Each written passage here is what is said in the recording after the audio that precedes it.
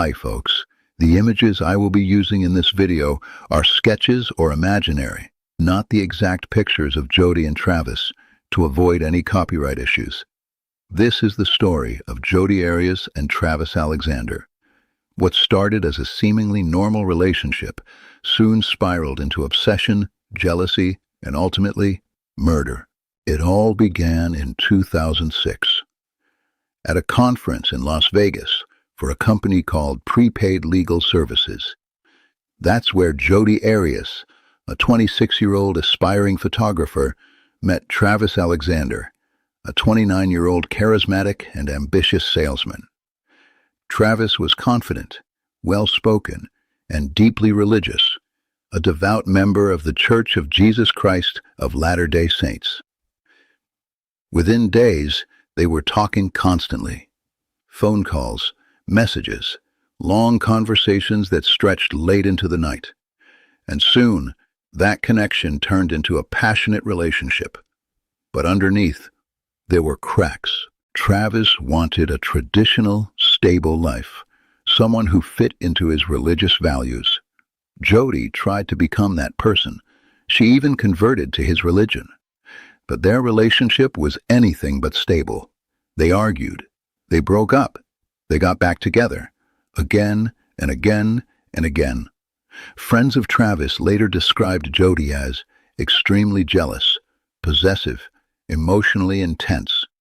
There were accusations of stalking, late-night visits, unexpected appearances, and even after they officially broke up in 2007, they didn't really separate.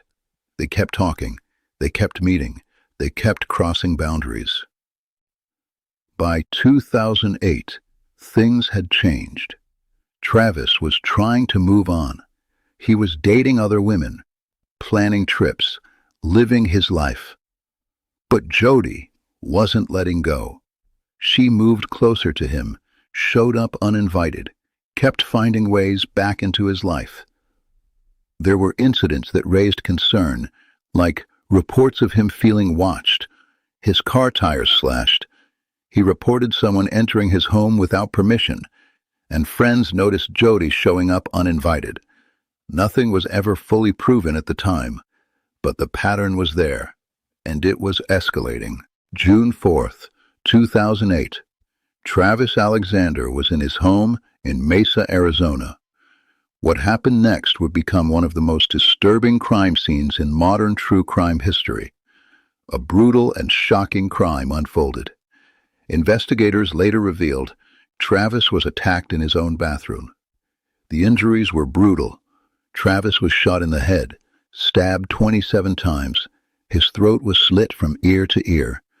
This was not a quick act. This was prolonged, violent, and personal. Investigators later believed he fought back. He tried to escape, but he didn't survive. And then, something chilling emerged. A digital camera was found. Inside it were photos taken during the attack itself, a timeline captured frame by frame. After the murder, investigators began to piece things together, and what they found raised serious questions. At first, Jodi wasn't even a suspect, but Travis's friends told police, "Look at Jodi." That changed everything. Once investigators focused on her, DNA evidence linked her to the scene. The camera photos placed her there. Her timeline didn't hold up. They found out Jodi had rented a car, dyed her hair from blonde to dark, turned off her phone at key moments, bought gas cans to avoid leaving a trail. When investigated, she gave multiple versions of her story. She wasn't there. Then, she said masked intruders killed Travis. Finally, she admitted to the killing, but claimed self-defense. And the more investigators uncovered, the more it pointed toward premeditation. In July 2008, Jodi Arias was arrested, and what followed was a trial that captured national attention. The trial began in 2013, and it quickly became a media sensation. Jodi Arias took the stand for 18 days. She claimed she killed Travis in self-defense. He had become abusive. She feared for her life. But the prosecution argues something very different. This was a planned killing, driven by jealousy and control, fueled by obsession.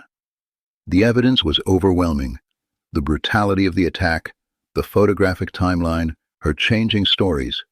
The jury had to decide, was this self-defense or cold-blooded murder? In May 2013, the verdict came in, guilty of first-degree murder. But sentencing took even longer.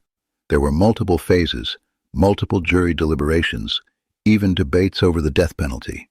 Finally, in 2015, Jodi Arias was sentenced to life in prison without the possibility of parole. No release, no second chance. This case still stays with people because it raises uncomfortable questions. How does love turn into obsession? When do warning signs become danger? Could this have been prevented?